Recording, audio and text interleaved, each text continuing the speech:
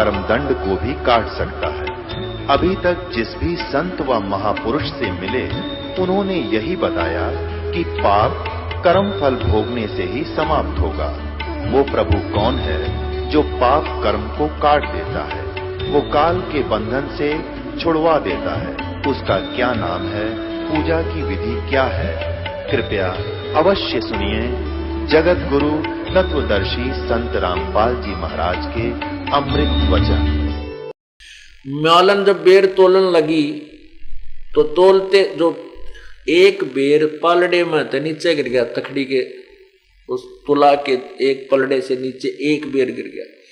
मालन तय का मेरा और सुल्तान का मेरा, दोनों एक बेर के ऊपर दोनों हाथ धर रहे हो। वो का मेरा, सुल्तान का सुल्तानी अदम का मेरा, जो पलड़े में तुले पाछे गिरा उन्होंने ना पहला पड़ा है। अब परमात्मा कहते इतनी अकल है इस जीव में। इसी तो मालन में बुद्धि 2.5 लाख की जो तीर एक शेर एक नए पैसे का बेर को ना उस पर लड़न लाग रही, 2.5 लाख की जूती मिल रही फिर भी बकवाद करे, फिर भी बेईमाना लोभ। और उधर से राज भी छोड़ आया, 2.5 लाख की जूती भी दे दी और एक बेर पर फिर भी लड़न लाग रहा मूर्ख। वो यह बुद्धि उसके अंदर। तब परमात्मा ने एक दड़ाक दे रहा उसके मुंह पर, ने बोला रहा के छोड़ा ने काम निकम्मे तने, राज भी छोड़ा भगवान पाने के लिए। क्या छोड़ा तने हैं? 2.5 लाख की पावड़ी, 1 पैसे का बेर और अदम सुल्तान तने किया के छोड़ी मेर, क्या छोड़ा लोग तुझे? तब चरणा में पड़ गया, नो बोला भगवान मारी तो इतनी बुद्धि है परमात्मा, हम तो कति तुच्छ बुद्धि के जीव है, हमारे मकल को नहीं, मालिक अकल होती तो हम क्या इतने कष्ट उठाते। अक्षमा करो आपके दास को, ग्रहण करो, बहुत होली मेरे साथ आगे सहन नहीं होगी। तो परमात्मा ने कहा नाम ले बेटा, और नाम ले और जाइब अपना राज कर। ज्ञान सुनाया खूब डट के 2-3 घंटे उसको, और जाए भक्ति करो, राज भी करे। ने बोला नहीं, ईब राज नहीं होगा परमात्मा, या तो ज्ञान नहीं देना था। अब राज नहीं होगा आपके दास से, मैं तो अपनी लकड़ी तोड़ के और बेच के गुजारा कर लूंगा, तेरा गुणगान करूंगा प्रभु। बच्चे सियाने हैं, आप संभालेंगे उसे राज नहीं। अब उन आत्मा देखना क्या होता है, भगवान ने नाम दे दिया, संभालते रहे उसको। अब वो बलख बुखारे का बादशाह जा रहा था, रास्ते में जब आगे चल पड़ा नाम लेकर, बेचारे को ठिकाना ढूंढ लो, भगवान तो अंतर्ध्यान हो गए उसको उस नाम नूम दे के। तो वहां रात्रि वर्षा होने लग रही, तो ऐसे उस क्षेत्र में वर्षा बहुत कम होती थी। तो वहां वर्षा हो रही, ठंडी ठंडी हवा चल रहा है, वो भीग गया। उसने सोची तेज हवा चला है, रात का समय हो गया। एक झोपड़ी थी एक व्यक्ति की, गरीब से व्यक्ति की, उसके पिछली साइड में बैठ गया हवा की ओट लेके कि हवा ना लगेगी, सर्दी कम लगेगी। तो वो जो मियाँ बीबी रहे थे उसमें, उस झोपड़ी में अच्छी वर्षा ने, वो एक गाय ले रहे थे, बस एक गाय धन था उनके पास, और 1-2 किला एकड़ 1-2 बीघा जमीन थी, 2-4, उसमें अच्छा वर्षा होने से घास घूस बढ़िया हो गया, गाय का चारा हो गया। तो दोनों जने बतलावे रात ने क्या कहें कि अच्छा 10 किलो तो दूध गाय दे रही है और बढ़िया वर्षा होगी, अच्छा घास चारा हो गया, अपने तो ठाठ हो गए। तो बाद उसका पति कहता है अपने तो इसे ठाठ हो गए, बुलख बुखारे के बादशाह के भी ना होंगे, क्योंकि बुलख बुखारे का जो बादशाह इब्राहिम सुल्तान था वो बहुत वेल नोन हो गया था, धन में ठाठ बाट इतने थे। जब चला करती उसकी सवारी, घर से बाहर निकलता था सैर सपट्टे के लिए, तो आगे पाछे घोड़े और बैंड बाजे तो उद्वस उतर जाया करता, इतने साजबाज से। कहते इंद्र भी शर्मा जाता था उसके ठाठ बाट को देखकर। तो वो एक टूटी सी झोपड़ी वाला और एक गाय जिसमें 5-4 किलो 10 किलो दूध दे दी दोनों टाइम, और उसमें ने कहा अपने से ठाठ हो गए हैं, बुलख बुखारा के बादशाह के भी ना होंगे। अब उस बादशाह ने सोची भाई यो अच्छा बॉडी बूच ला, इसने भी समझा दो, निकम्मा बताई इस थोड़े से इसने ठाठ मान रहा है। तो अपने आप को थोड़ा सा छुपा के कहने लगा, सुबह जब हुआ वालेकुम सलाम करी, प्रणाम किया उनको। तो दोनों बोले भाई कौन है तू? मैं तो कौन हूं बाद में बताऊंगा, पर आप जो सारात ने क्या कह रहे थे वो एक बार फिर दोहराना। क्या कह रहे थे कि आप कह रहे थे इसे ठाठ तबलक बुखारे के बाद से कि भी कोई ना तो कि सुना था भाई।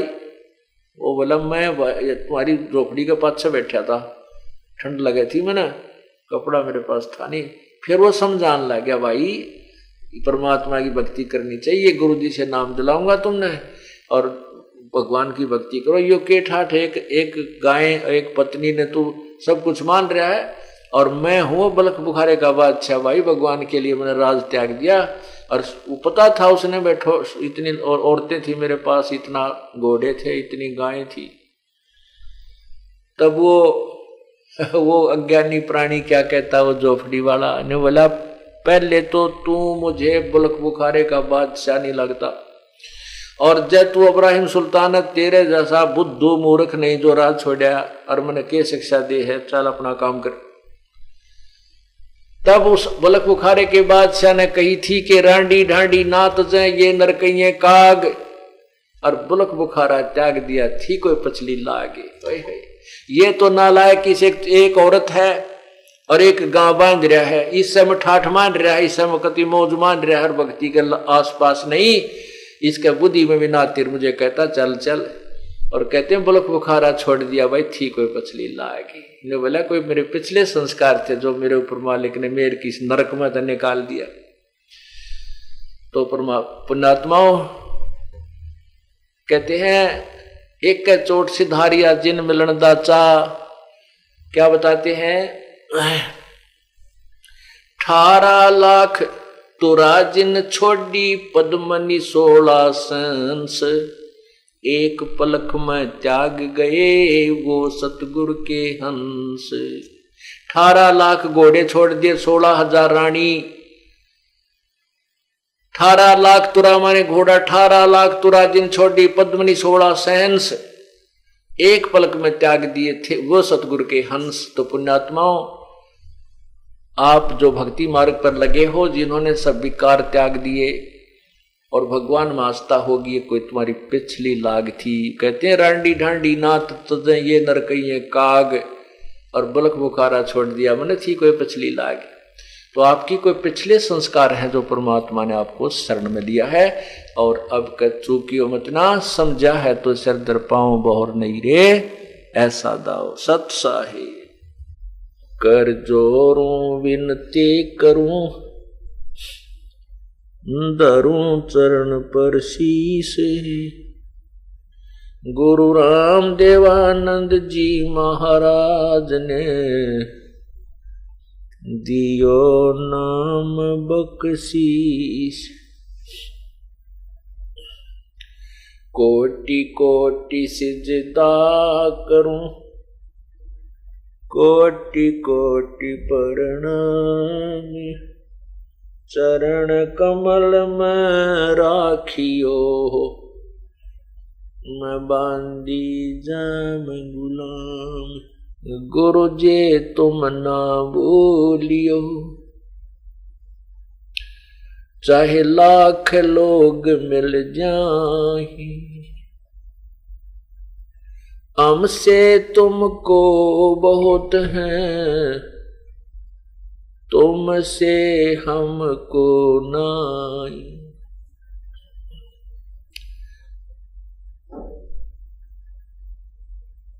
जय इब कै सतगुरु मिले सब दुख आँखों रोए, चरणों ऊपर शीश रखूं कहूं जो कहनी हो।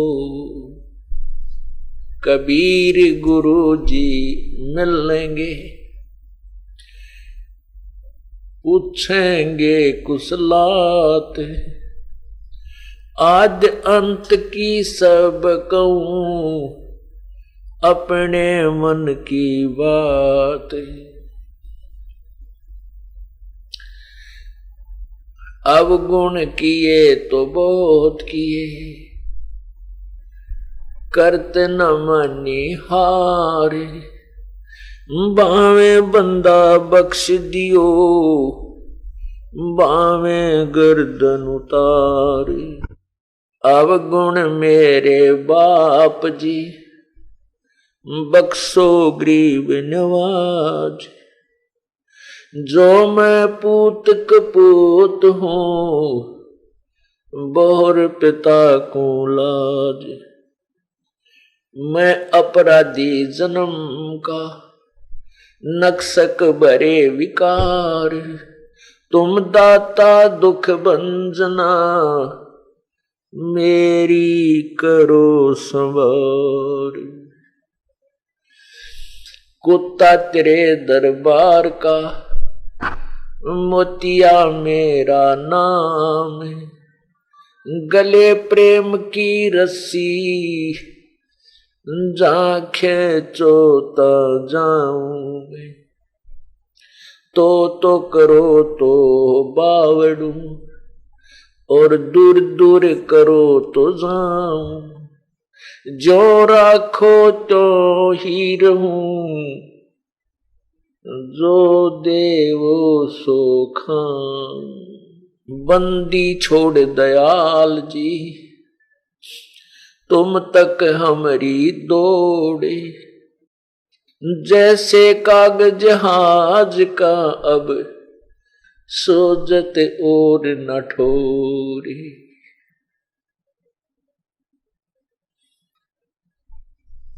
सब पदवी के मूल है, सकल सिद्धि है तीर। दास गरीब सतपुर से भजो, अवगत कला कबीर। बंदे तो करे बंदगी, जे चावे दीदारे। अवसर मानुष जन्म का भाई, ये मिले न बारंबार। मानुष जन्म पाके, जो नहीं रटे हरि नाम। जैसे कुआं जल बिना, बनवाया किस काम।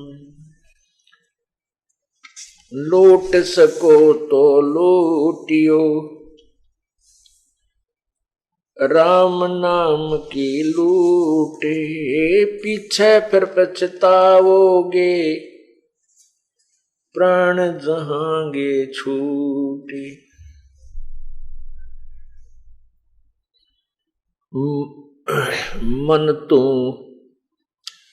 मन तू सुख के सागर बसरे।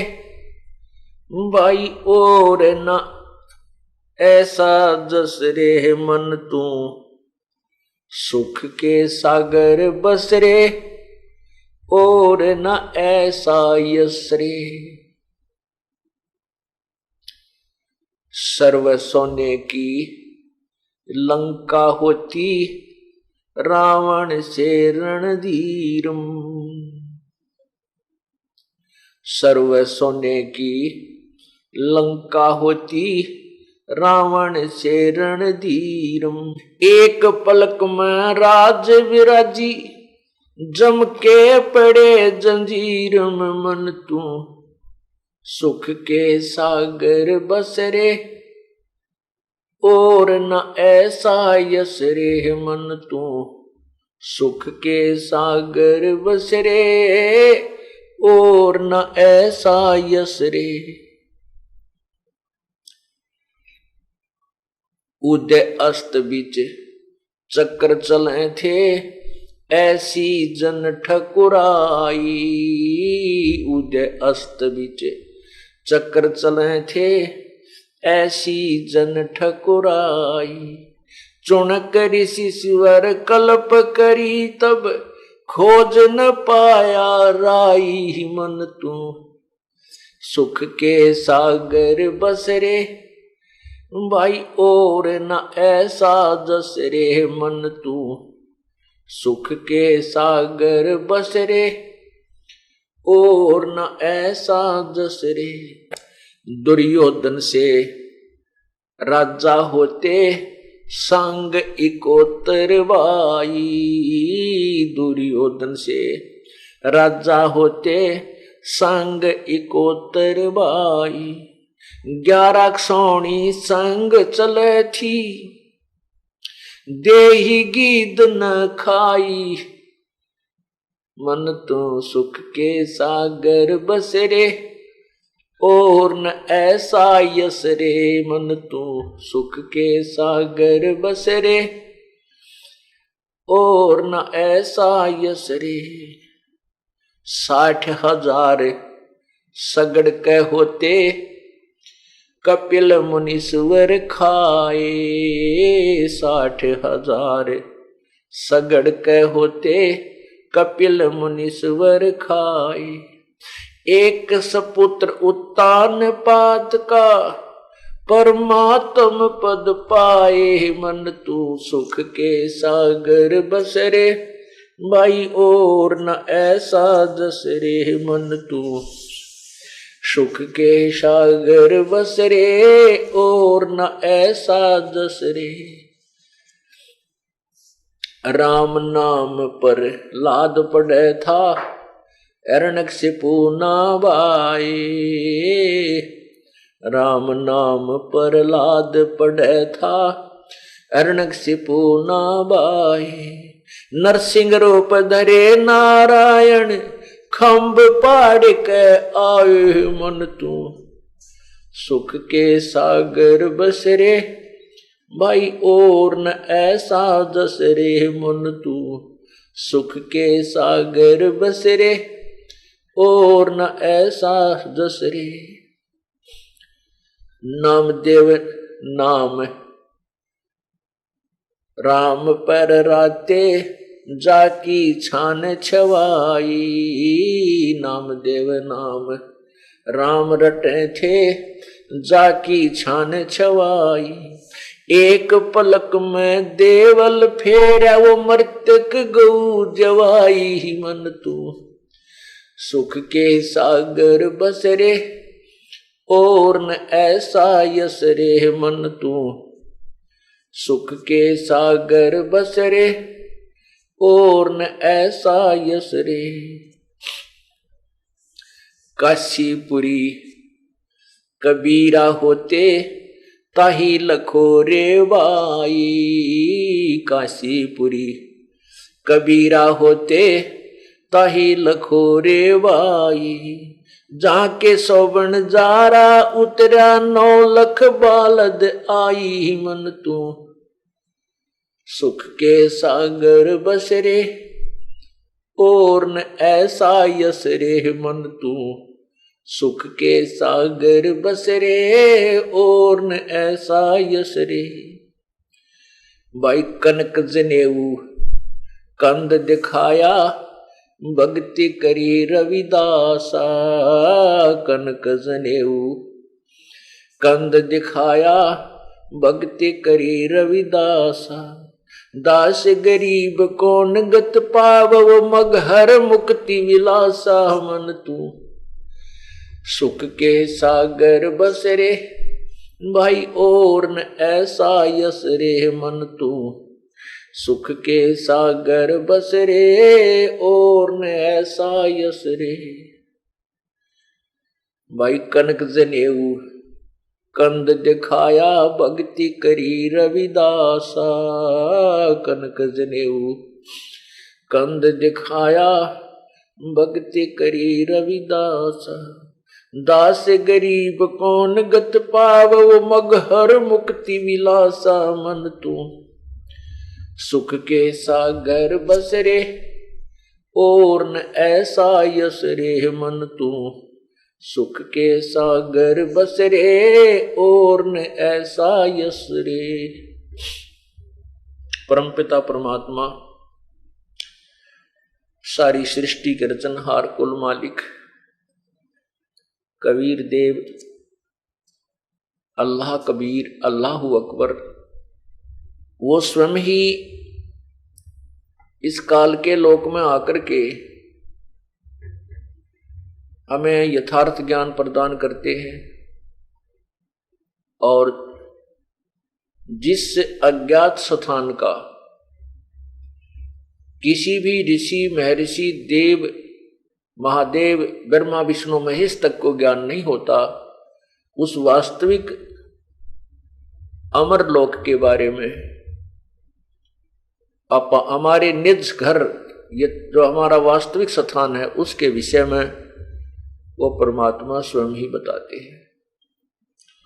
वो स्वयं ही संत बनते हैं, सतगुरु बनते हैं। सतगुरु की भूमिका अर्थात तत्वदर्शी संत का रोल भी वह स्वयं ही करते हैं। एक भक्त में कैसे गुण होने चाहिए, एक दास कैसा होना चाहिए, वो भी भूमिका परमात्मा पूर्ण रूप से स्वयं ही निभाकर हमें एक उदाहरण देते हैं, हमारे लिए एक अनुसरणीय एग्जाम्पल, उदाहरण बनकर जाते हैं। और वे स्वयं परमेश्वर भी होते हैं। अब वो हमें बता रहे हैं आकर के, आदरणीय गरीबदास साहिब जी को वो परमात्मा अपने सतलोक लेकर गए, उन और ऊपर के सब ब्रह्मांडों के विषय में सब जानकारी दी, उनको आंखों दिखाया, फिर अपने सतलोक दिखाया। इन सब के तुलनात्मक तरीके से गरीबदास साहिब को पूर्ण ज्ञान दिया और फिर उनकी आत्मा को वापस छोड़ दिया। उसके बाद उस पुण्य आत्मा गरीबदास जी साहिब ने क्या बताया है, परमेश्वर कबीर जी द्वारा दिए गए ज्ञान को कैसे उच्चारण किया है। मन तू मानस, मन तू सुख के सागर बस रे भाई, और न पहुर न ऐसा जस रे। जस मीन यश, यहां पर कितनी ही महिमा किसी राजा की या किसी धनवान व्यक्ति की कितनी महिमा बनी रहे, ये महिमा अस्थायी है। जैसे किसी व्यक्ति की पूर्व जन्म की कमाई के कारण कोई चमत्कार भी हो गए हैं, उस महापुरुष के अनुयायी भी बहुत से बन गए हैं और उनकी यादगार भी बनी हुई है उस संत महात्मा की, और आज तक उस पे फूल चढ़ाए जाते हैं उसके, उनके द्वारा कोई चमत्कार, कोई लीला की हुई उनको याद करके। लेकिन उस संत की साधना ठीक नहीं थी, जिस कारण से वो पूर्व जन्म की कमाई से कुछ ऐसे अद्भुत करिश्मे करके चला गया। उसके आधार पर बहुत से लोग प्रभावित होकर उसी के पद चिन्हों पर या उसी का अनुसरण, उन्हीं की पूजा में लग गए। तो वो बहुत दोषी हुआ, क्योंकि स्वयं भी सर्वविरुद्ध साधना की करके 84 लाख योनियों को प्राप्त हो गया। आज बेशक उसके गुणगान जनता करती रहे, लेकिन वो जीव सुखी नहीं है जिसने शास्त्र अनुकूल साधना नहीं की, और शास्त्र अनुकूल साधना ना करने से वो सतलोक नहीं जा सका। जो सतलोक नहीं पहुंच सका वो फिर 84 लाख योनियों में ही भटकता रहता है। आपको बहुत से प्रमाण मिले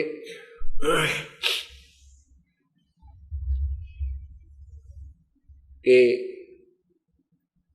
ऐसे ऐसे महापुरुष हुए हैं जिन्होंने बड़ी अच्छी साधनाएं की, स्वर्ग चले गए, वहां पर देव का रूप धारण की पदवी पाई, अपने पुण्यों को समाप्त करके फिर मर्तलोक में आ गए, यही 84 लाख योनियों में भरम रहे। अब यहां पर कितने ही पैसे वाला व्यक्ति रहा हो, उसके विषय में बता रहे हैं कि मन तो सुख के सागर बसरे, सुख के सागर, जहां पर कोई कष्ट नाम की, कोई दुख नाम की वस्तु ना हो, उसको सुख का सागर, जैसे समुद्र में दृष्टि फैलावे, जहां तक दृष्टि जाए वहां तक सुख, उस सागर यानी जल ही जल होता है। ठीक इसी प्रकार सत्यलोक में सुख ही सुख है, वहां कोई कष्ट नाम की वस्तु नहीं है, कोई कष्ट नहीं है। तो यहां बताते हैं मन तो उस सुख के सागर बसरे, और नहीं ऐसा यश रे। यदि तू ये अपनी भक्ति ठीक करके सतलोक में स्थान प्राप्त कर गया तो इसके बराबर कोई भी यहां उसकी महिमा नहीं है। जैसे उदाहरणार्थ देते हैं,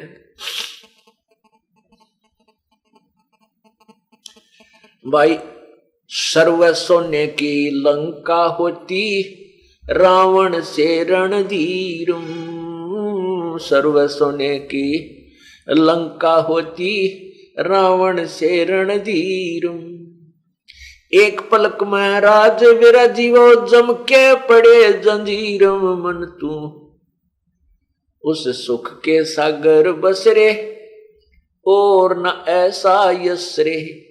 रावण की कितनी महिमा थी। लंकापति रावण इतना पैसे वाला था कि सारी सोने के महल बना रखे थे। लंका को सोने की ईंट बनवा के और उसकी इमारतें बिल्डिंग्स बना रखी थी। इतना पैसे वाला था। कहते हैं रावण की लंका में हीरे और मोती ऐसे बिका करते जैसे यहां हिंदुस्तान में बाजरा और ज्वार मंडियों में बिकता है। इतना धनी व्यक्ति था। और फिर सत साधना ना करने से, सतलोक की साधना ना मिलने से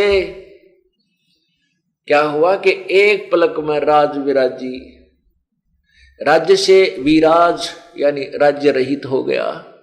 और आगे क्या हुआ, जम के पड़े जंजीरम। कहते हैं फिर इस काल के कर्म बंधन रूपी वो जंजीर अर्थात वो बेड़ी से जकड़ा गया। यहीं पर 84 लाख योनियों में कष्ट उठाने के लिए रह गया। सर्व सोने की लंका होती रावण से रणधीरम, एक पलक में राज विराजीव जम के पड़े जंजीरम, मन तू सुख के सागर बसरे भाई और न ऐसा जसरे।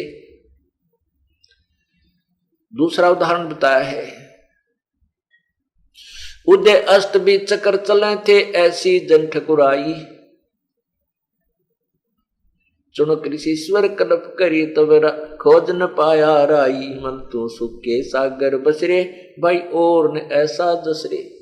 उदय अस्त अर्थात पूरी पृथ्वी पर शासन करता था कौन, एक मानधाता चक्रवर्ती राजा था। उसका पूरी पृथ्वी पर शासन था। और 72 अक्षौणी सेना थी उसके पास, 72 अक्षौणी। एक यूनिट होती है अक्षौणी, उसमें अलग अलग भिन्न भिन्न प्रकार से उसमें हर तरह के सैनिक होते हैं। इतने घुड़सवार होते हैं, इतने रथ होते थे, कुछ उसमें जो है हाथी होते थे, कुछ पैदल सेना इतनी होती थी। ऐसी उसकी एक यूनिट की, एक डिवीजन का ऐसे संख्या होती थी, उसको 1 करोड़ मानकर चलते हैं। तो ऐसे उसकी एक यूनिट में 1 करोड़ सेना थी। 72 करोड़ सेना उसके पास थी, 72 अक्षौणी सेना। और उसको इतना अभिमान हो गया कि तेरे सामने टिकने वाला इस पृथ्वी पर कोई राजा नहीं है। तो वो क्या करता था, दूसरे वर्ष तीसरे वर्ष कुछ सैनिकों के साथ एक घोड़ा छोड़ देता था। घोड़े के गले में एक साइन बोर्ड लगा दिया जाता था, इस्तार, एक पंपलेट टांग दिया जाता था लकड़ी की तख्ती पर, एक तख्ती पर लिख करके एक बोर्ड पर, उस पर लिखा जाता था कि ये घोड़ा मानधाता चक्रवर्ती राजा का है और जिस भी अन्य नरेश को मानधाता चक्रवर्ती की अधीनता स्वीकार ना हो वो इस घोड़े को पकड़ ले, बांध ले और युद्ध के लिए तैयार हो जाए। इस दृष्टिकोण से प्रतिवर्ष की तरह जो भी उन्हें फिक्स समय रखा था 2 वर्ष का या 4 वर्ष के बाद वो ऐसे करता था। उसने ऐसा ये घोड़ा छोड़ा, उसके गले में वो एक पंपलेट टांग रखा था। तो उसने उस घोड़े को छोड़ दिया और वो घोड़ा घूमता हुआ, सैनिक उसके साथ थे,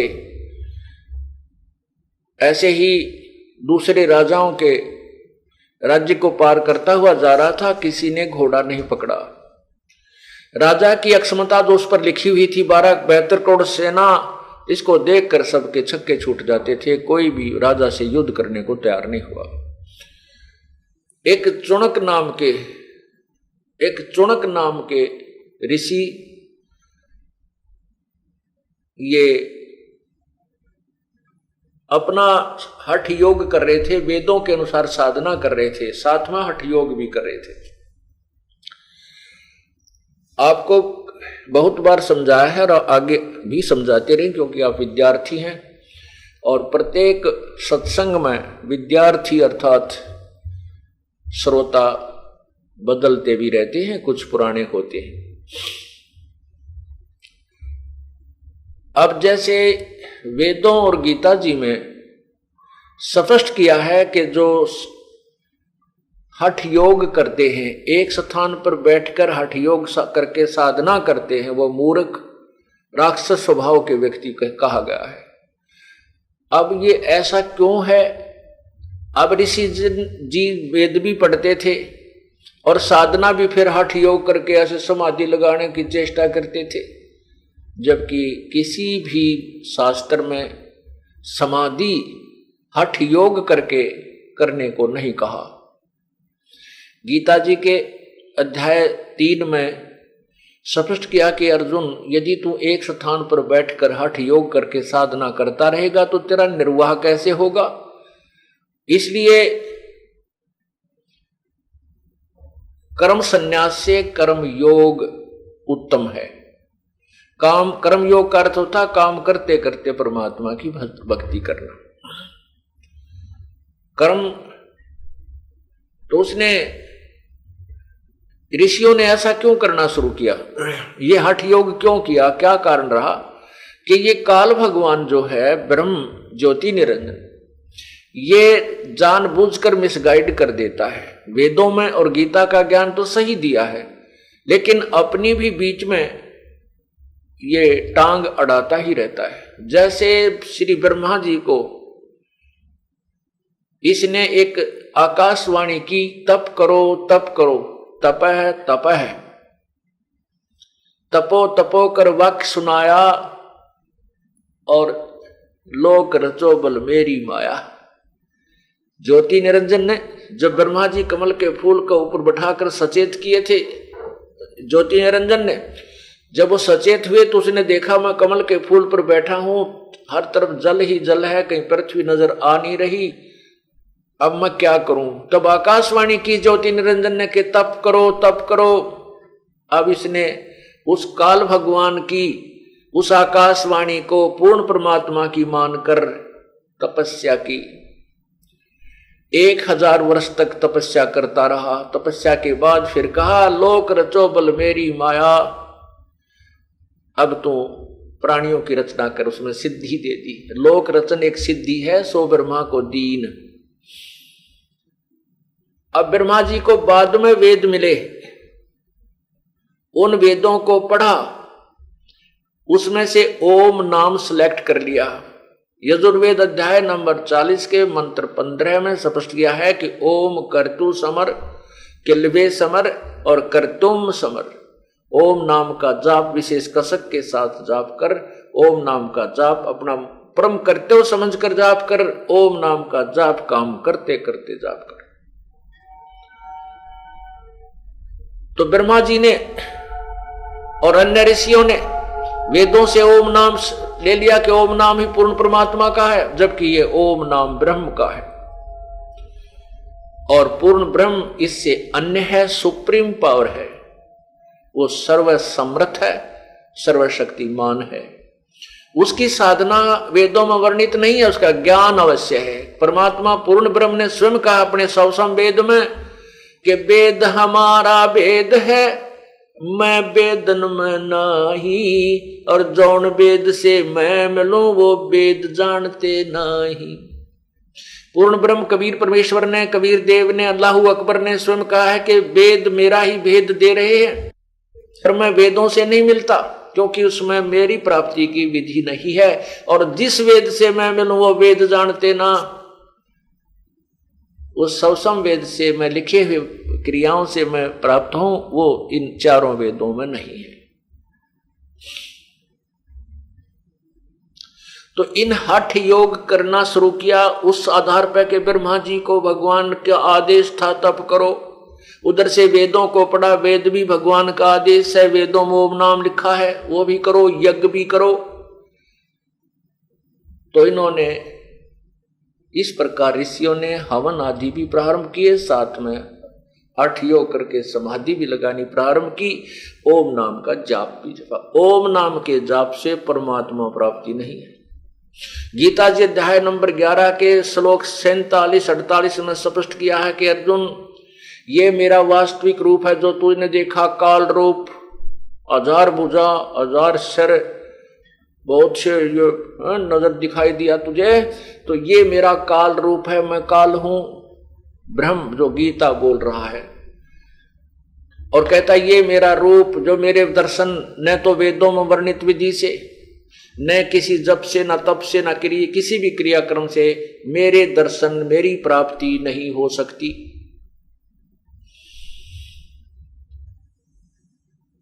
अब इति सिद्धम के वेदों में वर्णित विधि से प्रभु प्राप्ति नहीं है।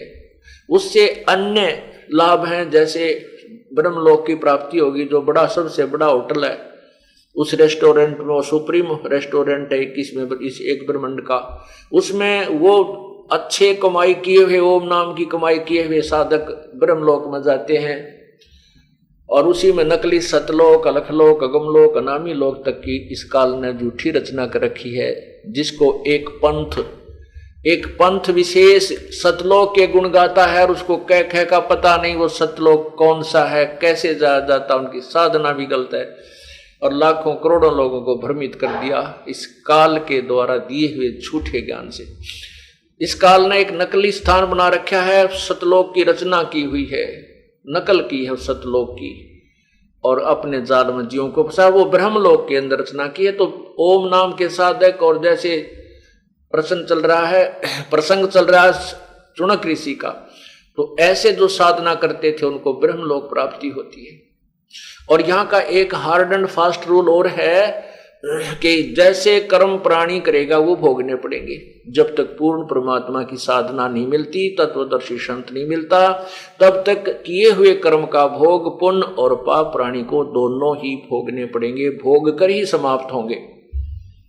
और पूर्ण परमात्मा सत्पुरुष की साधना तत्वदर्शी संत से, 3 नाम के जाप से जो की जाएगी, उससे उसके पाप विनाश हो जाएंगे, केवल पुण्य रह जाएंगे। और पुण्यों का भी फिर प्रतिफल हम इस काल को दे देंगे, हम सतलोक चले जाएंगे, यहाँ की कोई सुविधा प्राप्त नहीं करेंगे।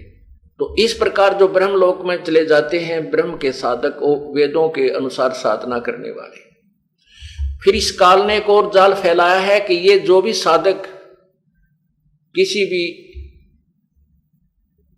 रूप में, जैसे वेदों के ओम नाम का जाप कर रहे हैं, और फिर वो प्रार्थना करता है भगवान मुझे दर्शन दो, दर्शन उसको होते नहीं, क्योंकि वो उसने कसम खाई है कि मैं अपने वास्तविक रूप में दर्शन नहीं दूंगा। तो वो क्या करता है, ब्रह्मा के रूप में, किसी को विष्णु के रूप में, वो काल किसी को शिव के रूप में दर्शन देता है समाधि में। जब वो हठ योग कर रहे होते हैं तब वो किसी को शिव रूप में दर्शन दे देता है। तो वो साधक समझता है कि ये शिवजी जो है, ये तमोगुण शिव, तमोगुण जो शंकर महेश है, वो समझ लेता है कि यही भगवान है, ये हमें बहका रहे हैं, यही परमात्मा है। तो वो साधक फिर उस त्रिलोकीय काल के पुत्र उस शिव को भगवान मानकर उस पर आश्रित हो गया। अब वो किसी को विष्णु रूप बनाकर दर्शन दे देता है, क्योंकि ये उस ब्रह्मलोक के अंदर स्वयं भी 3 रूपों में रहता है, अलग अलग रूप धारण कर लेता है, जब चाहे जौन सा रूप बना लेता है। तो वो समाधि लगा रहा था जो योगी, वो भी प्रार्थना करता है भगवान दर्शन दो, तो वो विष्णु रूप में दर्शन देता है। इसलिए वो साधक, वो ऋषि विष्णु जी को भगवान मानकर, शिव काल के पुत्र को और उसी पर आश्रित हो जाता है, औरों को भी कहता है कि विष्णु ही पूर्ण परमात्मा है, ये सतगुण विष्णु ही भगवान है। इसलिए और विष्णु कहता है कि फिर विष्णु जी से पूछते हैं तो उसको पता भी नहीं होता कि मैंने किसको दर्शन दिए।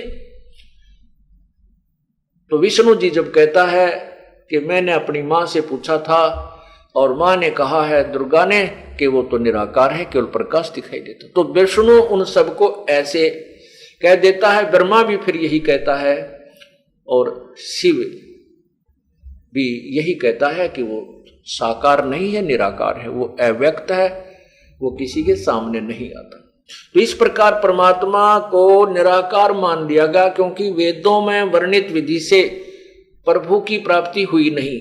और जिसको ये भगवान मानते हैं ब्रह्मा, इस काल को, ब्रह्म को, तो उसने वो सामने नहीं आ सकता उस वास्तविक रूप में, उसने कसम खाई है, इसलिए वो ब्रह्मा विष्णु शिव के रूप में दर्शन देता है। इस कारण से इस ब्रह्मा विष्णु महेश जो ना पूजने वाले थे, इनकी पूजाएं प्रारंभ करवा दी काल ने। इसलिए गीता जी के अध्याय नंबर 7 के श्लोक 12 से 15 तक स्पष्ट किया है कि ये तीनों गुणों से जो कुछ भी हो रहा है उसका मूल कारण ब्रह्म कहता है, काल कहता मैं ही हूं, लेकिन मैं इनमें नहीं, ये मुझ में नहीं। फिर कहता है ये त्रिगुण में मेरी माया बड़ी दुस्तर है, खतरनाक है, जो मुझको भजते हैं इनसे ऊपर उठ जाते हैं। फिर लिखा है कि जिसका इस त्रिगुण माया के द्वारा जिनका ज्ञान हरा जा चुका है, ये ब्रह्मा विष्णु महेश से ऊपर किसी को मानते नहीं, राक्षस स्वभाव को धारण किए हुए मनुष्यों में नीच दुष्कर्म करने वाले मूर्ख, ये मेरी भक्ति भी ना करते। अब ये काल स्वयं भी फंस गया कि ये वास्तविक रूप में नहीं आवेगा, इसने कसम खा रखी है। ये दर्शन देता है ब्रह्मा विष्णु महेश रूप में, तो इन लोगों अन्य प्राणियों की आस्था इन नीचे वाले ब्रह्मा विष्णु महेश पर ही टिकेगी। इसको ही इन्होंने परमात्मा पूर्ण मान लिया। अब वो भी पछता रहा है कि ये मूर्ख मेरी भक्ति भी ना करते, इन ब्रह्मा विष्णु महेश तक ही सीमित रह गए। और ब्रह्मा विष्णु महेश तक की साधना करने वालों को भी मूर्ख, राक्षस स्वभाव को धारण किए हुए मनुष्यों में नीच दुष्कर्म करने वाले मूर्ख, 4 उपाधि दे रखी है। और फिर 7वें अध्याय के 18वें श्लोक में कहता है ये मेरी पूजा अनुत्तम है, उत्तम नहीं है, क्योंकि जन्म मृत्यु मेरी साधना से भी समाप्त नहीं हो सकती, लेकिन इन अन्य उपासनाओं से मेरी साधना से बहुत लाभ है।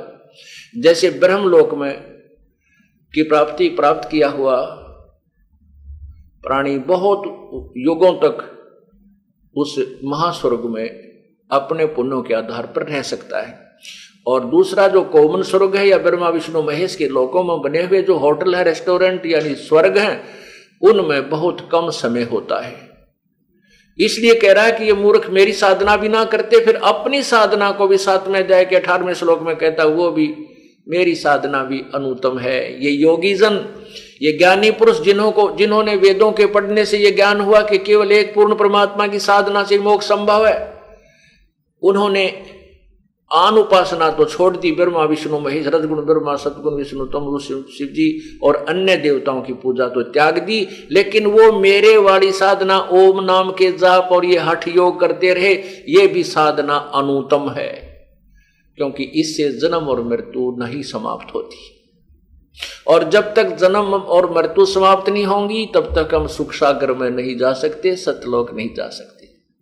वहां नहीं पहुंचे तो यहां फिर सुख नहीं है, केवल पुण्यों के आधार पर मौज मस्ती स्वर्ग महास्वर्ग में करके फिर 84 लाख योनियों में फिर यहां पर भटकना पड़ता है। ब्रह्मा विष्णु महेश, रजगुण ब्रह्मा, सतगुण विष्णु, तमगुण शिव जी तक भी 84 लाख योनियों में आते हैं और नई आत्माएं ब्रह्मा विष्णु महेश का पद प्राप्त कर लेते हैं जो पुण्य युक्त होती है। इसलिए गीता अध्याय नंबर 4 के श्लोक 34 में कहा कि तत्वदर्शी संत की खोज करो, उनसे वो तत्व ज्ञान प्राप्त करो। उसके पश्चात 15वें अध्याय के 1 से लेकर 4 तक श्लोक में कहा है कि उस पूर्ण परमात्मा के ज्ञान को तत्वदर्शी संत से समझने के उपरांत उस परमेश्वर के परम पद को की खोज करनी चाहिए, जहां जाने के बाद फिर जन्म मृत्यु में कभी नहीं आते।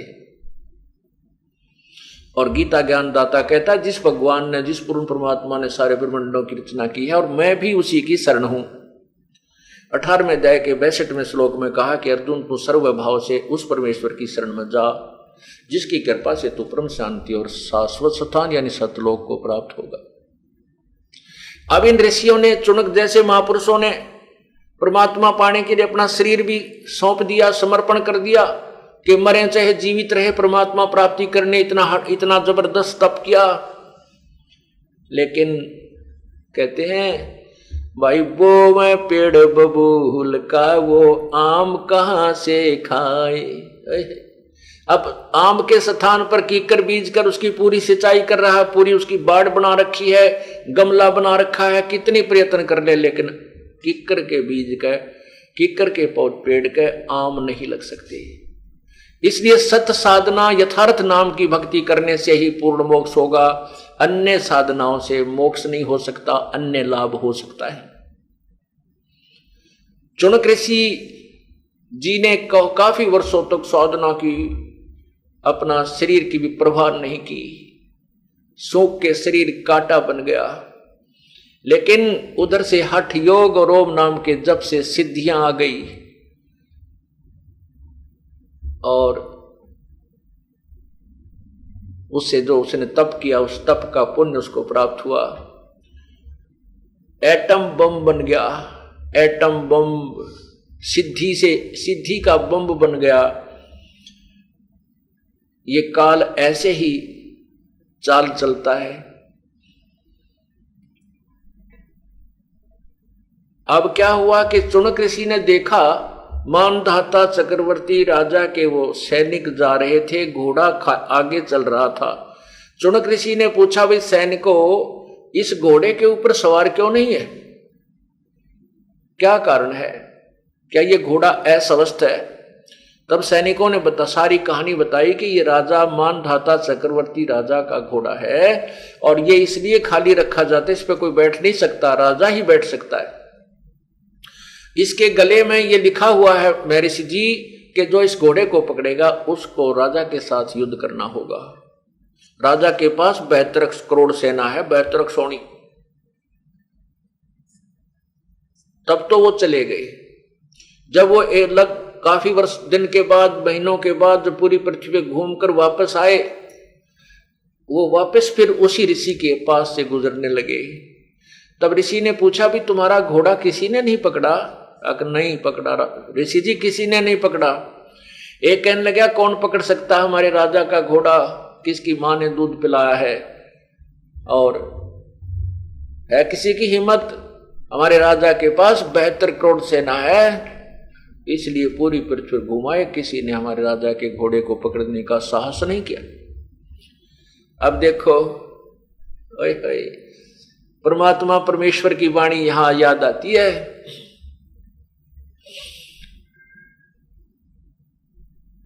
चुनक ऋषि स्वर खा गया 72 सोनी अक्षय करी, वो चुनक ऋषि स्वर एक दे धारे जोरा फिर ये सभी काल के बेख। ओह, अब चुनक ऋषि ने ऊपर देखो, पहले तो ज्योति निरंजन काल भगवान ने उसे गल साधना करवाई, गल साधना करवा कर वो एटम बम बना लिया और रिमोट काल के हाथ में है। तो उसने वहीं से रिमोट दबा दिया, चुनक ऋषि में फारा हो गया। कहने लगा अच्छा किसी ने नहीं पकड़ा, इतना अभिमान तेरे राजा में, अभी करता हूं ठीक। ऋषि ने कहा कि ये घोड़ा मैं बांध लेता हूं, मैं इस राजा का युद्ध स्वीकार करता हूं। अब सैनिक बोले रे कंगले, तेरे दाने तो खाने नहीं और तू युद्ध उठ रहा है मानदाता चक्रवर्ती राजा का, तेरी क्यों साथ बोल दे रही है, क्यों सामत आई है? कर ले बोल वाला अपनी भक्ति पड़ा रहे जी सास है। चुनक ऋषि कहने लगा तुमने जो तेरे राजा ने करना है कह देना, और मैंने युद्ध उठ लिया। अब सैनिकों ने तो घोड़ा बांध दिया उसी वृक्ष के जिसके नीचे बैठ कर साधना कर रहे थे ऋषि जी, झोपड़ी डाल रखी थी। और जाकर चुनक मानधाता ऋषि राजा से बता दिया कि आपका घोड़ा एक चुनक नाम के ऋषि ने बांध लिया, आपको युद्ध के लिए ललकारा है।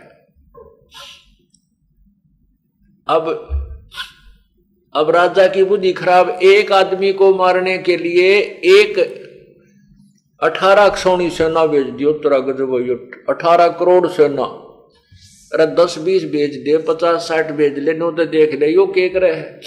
पर बुद्धि भ्रष्ट हो जब नहीं होया करे। 72 क्षौणी सेना की 4 विभाग कर दिए और प्रथम विभाग यानी प्रथम समूह भेज दिया 18 क्षौणी करोड़ का एक आदमी को मारने के लिए। उधर से जब ऋषि को पता चला कि वो सैनिक आ गए हैं, तो ऋषि जी ने अपने उस कमाई से 4 एटम बम बना लिए। अपनी वचन की सिद्धि से 4 पुतली तैयार की।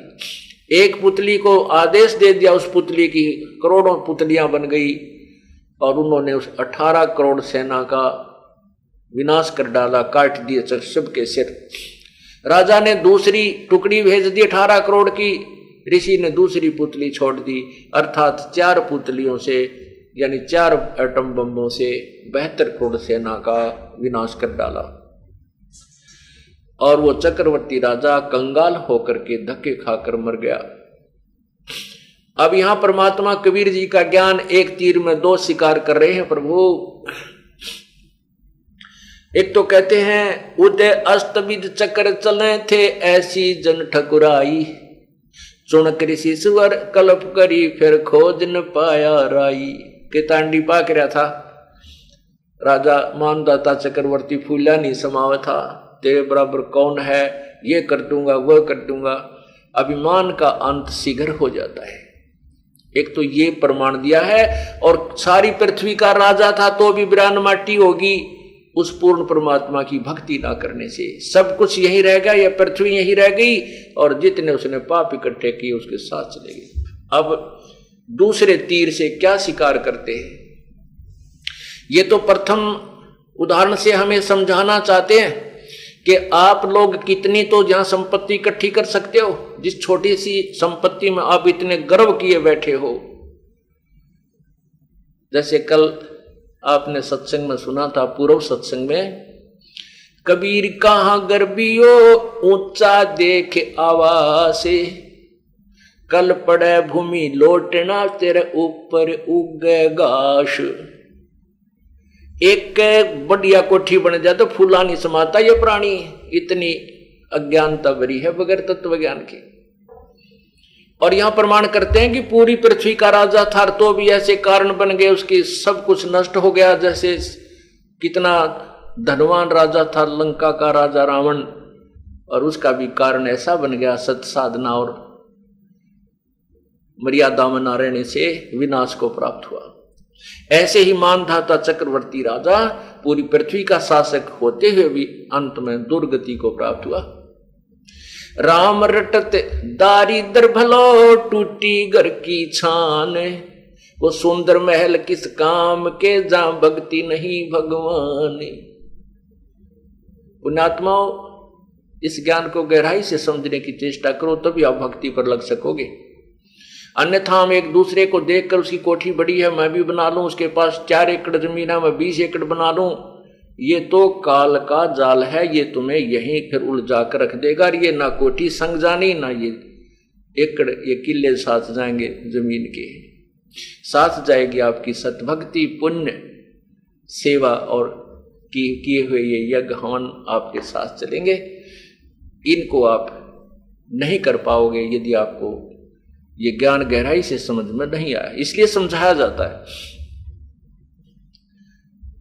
और दूसरा क्या स्वीकार करते हैं कि जैसे चुनक जैसे ऋषि ने अपना जीवन भी समर्पण किया, लेकिन सत साधना तत्व ज्ञान न होने से, तत्वदर्शी संत के अभाव से इतना मेहनत और प्रयत्न करके भी वो यूजलेस रही, व्यर्थ रही। व्यर्थ क्यों रही? क्योंकि मोक्ष पूर्ण मोक्ष नहीं हुआ। यहां से उसकी कितनी प्रभुता बन जाए, यहां से उसकी कितनी महिमा। ऋषियों में चुनक ऋषि का नाम बहुत आदर से लिया जाता है, बड़े महापुरुष थे भाई। उन्होंने ऐसे मानधाता चक्रवर्ती राजा का अभिमान खत्म कर दिया था, 72 क्षौणी सेना नष्ट कर दी थी। ये तो एक महिमा यहां बन गई उसकी। लेकिन वो महिमा उसके काम नहीं आवे, क्योंकि उसने जो तप साधना की, ओम नाम का जाप किया, इसके हर एक का क्रेडिट अलग अलग मिलेगा। ओम नाम के जाप की कमाई का पुण्य इसको स्वर्ग में, महास्वर्ग में जाना होगा, जाएंगे वहां मिलेगा। तप का राज, तप जो किया उसने, बैठ के हठ योग किया, उसका तप से राज्य मिलता है। ये फिर कभी राजा बन जाएगा किसी क्षेत्र का, वो भी भोग लेगा। स्वर्ग में, महास्वर्ग में अपने पुण्य ओम नाम की कमाई भी भोग लेगा। फिर नंबर आवेगा इन पापों का। कौन से पापों का? जो 72 करोड़ सेना उसने वचन से मार डाली, चाहे कोई तलवार तो मार दो, चाहे जिसके पास जो पावर है उससे वो जीव हिंसा करता है, उसको भोगने पड़ते। और फिर ये चणुक ऋषि बनेगा कुत्ता, टांग टूटेगी, लुचरा होगा, और शर्म में कीड़े पड़ेंगे, जख्म हो जाएंगे, खाज लगेगी, और ये कीड़े इसको नोच नोच कर खाएंगे। वो 72 करोड़ सैनिक अपना बदला लेंगे। तो यहां क्या बताना चाहते हैं? और तीसरा इसमें यह समझाना चाहते हैं, ये काल का जाल है।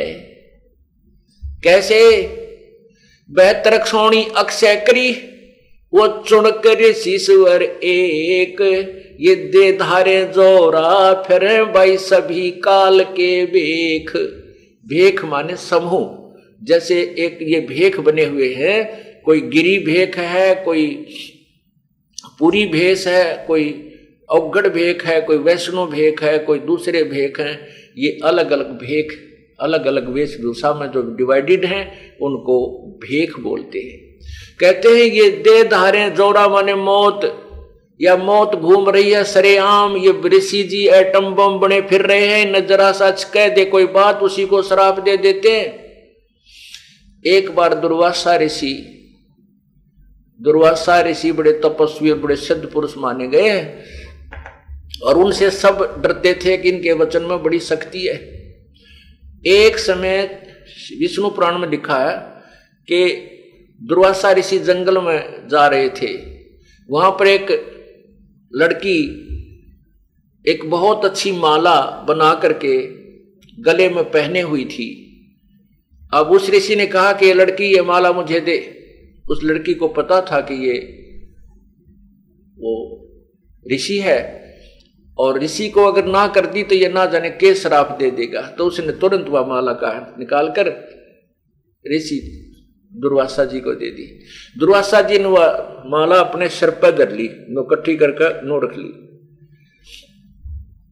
ऋषि दुर्वासा जी जा रहे थे, और इंद्र जी अपने हाथी पर, ऐरावत हाथी पर बैठा हुआ, ऊपर उसके छत्र लिए खड़े हुए, आगे देवता लोग उसके गुणगान करते हुए, और बहुत ज्यादा चल रहे थे सैनिक, वो बहुत समूह चल रहा था, बैंड बाजे बज रहे थे।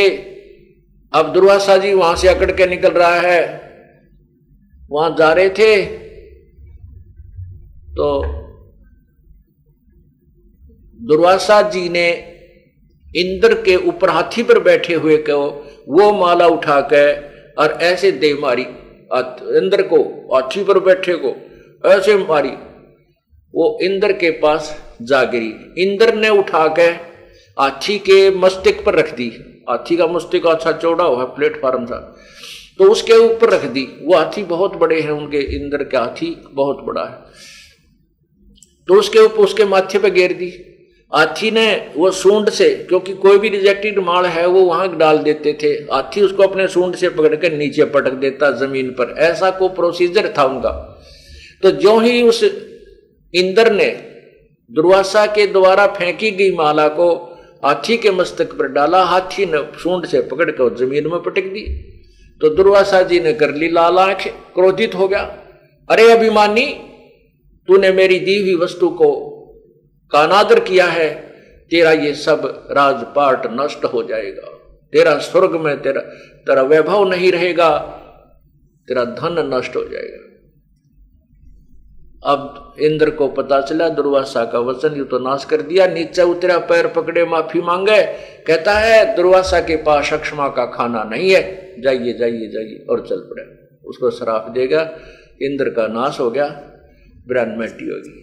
अब देखो ये ऋषियां के काम है, आप पर तो बकवाद करी, उसका मारी माला फेंक के, अब उसने उसको उठा के हाथी पे धर दिया और क्या करे उस माला का, उसके पास तो कितना धन था इंद्र के पास, ऐसी माला उसके चरणों में पड़ी रहती थी।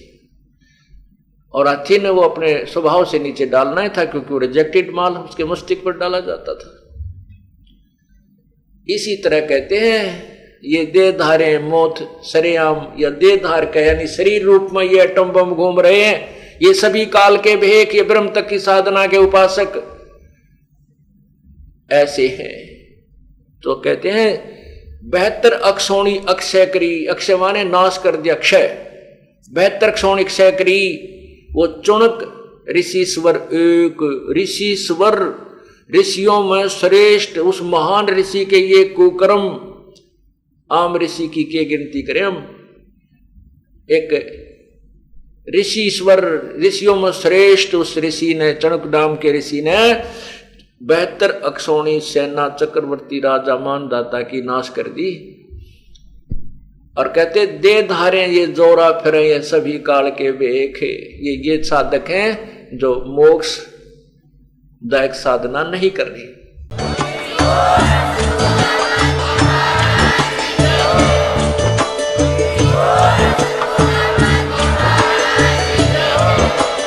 आप सुन रहे थे जगत गुरु तत्वदर्शी संत रामपाल जी महाराज जी के मंगल प्रवचन। अधिक जानकारी के लिए विजिट कीजिए हमारी वेबसाइट www.jagatgururampalji.org। संत रामपाल जी महाराज जी के शुभ आशीर्वाद से पूरे विश्व भर में 500 से भी ज्यादा नाम दीक्षा केंद्र हैं, जिन पर संत रामपाल जी महाराज जी द्वारा ऑनलाइन निशुल्क नाम दीक्षा दी जा रही है। अपने नजदीकी नाम दीक्षा केंद्र का पता करने के लिए संपर्क करें 8222880541।